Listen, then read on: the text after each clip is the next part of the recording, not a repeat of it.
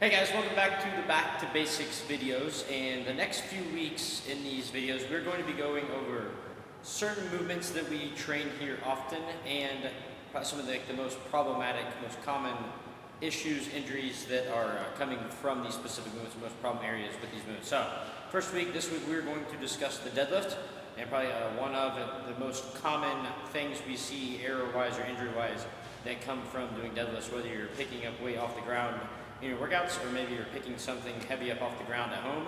The most common problem we run into is people injuring their lower back. So when looking at a lower back issue in relationship to a deadlift, usually that stems from one of a few different things. You cannot properly hip hinge, and on top of that, you are probably lacking glute activation, glute strength, and big time probably lacking core strength and core stability. So first assessment would be to assess the movement quality in the hip hinge movement. So a good way to do that is taking a PVC pipe if you're here, or taking a broomstick or anything you have at home, sticking this on your back, and we're looking for 3 points of contact here. 3 points of contact being tailbone, mid upper back area, so like between the shoulder blades, and then back of your head. So I'm gonna get this set here, holding it in place gently. I'm not like squeezing it or pressing it into my body. If you need to go overhand, that's fine.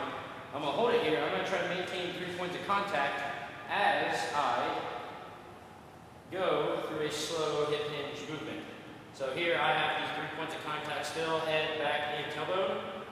As I stand back up, maintain that. So if you hinge and it comes off your tailbone, or if you hinge and it comes off your head, or one or the other, that will show you that you cannot properly form a hip hinge movement. And that will have a negative impact on your deadlifts, on your RDLs, any type of movement where you're picking weight up off the floor. On top of that, big issue is glute and core. So core, we're looking to try to work on activating and strengthening the lower abs, pelvic floor, and our lateral core, focusing on obliques, transverse abdominis, the sheath of tissue that kind of wraps around the entire thing, keeps everything intact. If you're not strong and stable there, you are not going to be able to stabilize your spine very well, especially when picking something up heavy off the ground.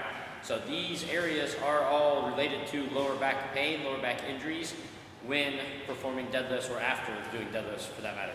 So if you are struggling with low back issues, chronic low back pain, especially when after you're picking up weight after a deadlift session, picking something up at home, you're probably lacking in one of these areas. So if you are, you need to work on hip hinge movement. A good way to practice is with the PVC pipe, just work on practicing the movement pattern with this on your back, nice and slow movement.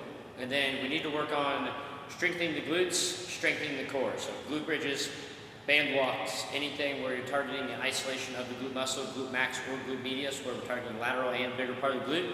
And then big time work on strengthening the core, especially the low abs, pelvic floor, dead bugs, maybe short duration planks to start, kind of lengthening as you go.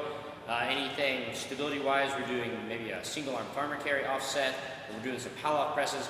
Anything where you have to activate and stabilize the trunk and core, or going to pay benefit to those areas. So if you struggle with low back pain when you're deadlifting or picking stuff up off the ground, work on your hip hinge, work on your core strength, work on your glute strength. Hopefully this helps, guys. Thank you.